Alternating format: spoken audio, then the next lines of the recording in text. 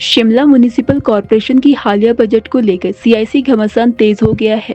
Bharatiya Janata party प्रदेश महिला मोर्चा सचिव एवं पार्षद कमलेश मेहता ने 688 करोड़ के बजट को वास्तविकता से परे और जनता को भ्रमित करने वाला करार दिया है। उन्होंने कहा कि जब नगर निगम की वास्तविक आय लगभग 143 करोड़ बताई जा रही है, तब 688 करोड़ का बजट प्रस्तुत करना केवल आंकड़ों का खेल है।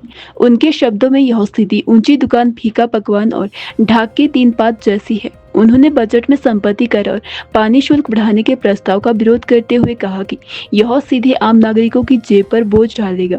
कांग्रेस की नीति जनता से वसूली और उसी को विकास बताने वाली प्रतीत होती है। टैक्स बढ़ाकर बजट संतुलित करना वित्तीय कुप्रबंधन का संकेत है। कमलेश मेहता ने बजट में घोषित 14 खेल मैदान, 17 पार्किंग और 25 नई सड़कों जैसी परियोजनाओं पर भी सवाल उठाए। उन्होंने कहा कि इन योजनाओं के लिए स्पष्ट वित्तीय स्रोत और समयबद्ध कार्य योजना का अभाव है। बिना ठोस आधार के ऐसी घोषणाएं हवा महल साबित होगी।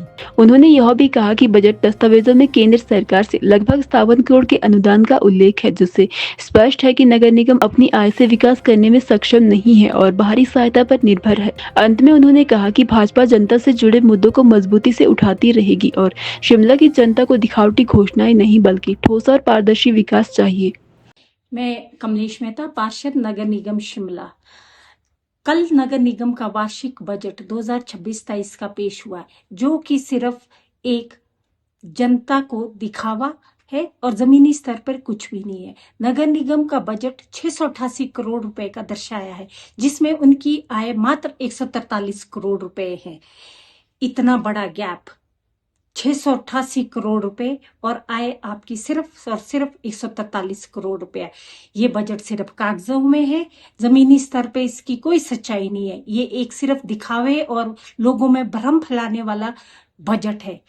आमदनी आपकी अठन्नी है, खर्चा आपका रुपया है। आपके पास आय के कोई भी साधन नहीं है। आपका अभी वर्तमान में जो वास्तुकार शाखा से आपको जो इनकम होती थी, वो भी सरकार ने अपने पास ले ली है।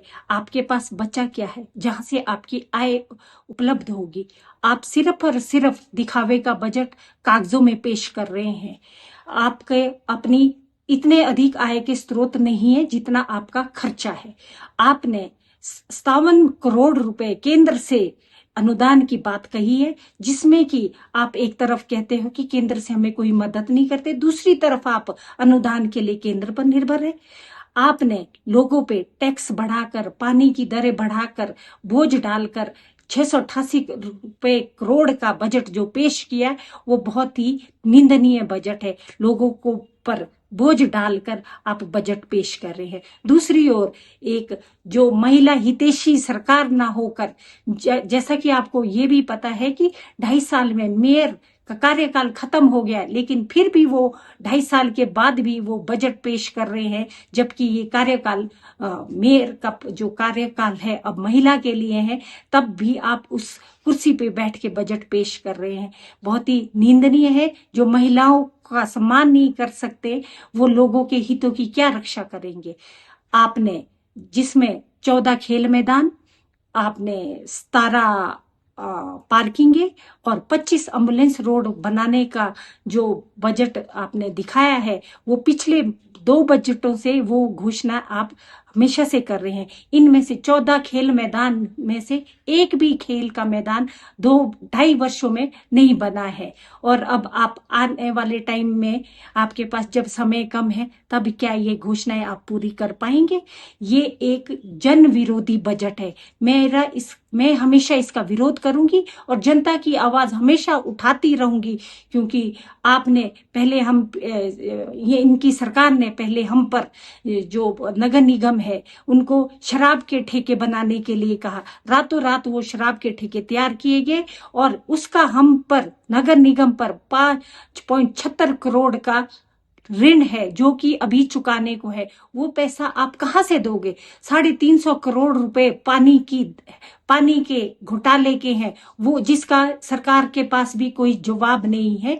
ये एक बजट सिर्फ और सिर्फ कागजों में अच्छा है, जमीनी स्तर पर इसका कोई भी हकीकत से कोई भी लेन देन नहीं है। लोगों को भ्रमित करने वाला बजट है और जिसका मैं पुरजोर विरोध करती हूँ। जो बात लोगों के हित की होगी वो मैं हमेशा करूंगी। जो लोगों पर बोझ डाल के बजट पेश किया गया उसका मैं पूर्ण जोर विरोध करती हूँ।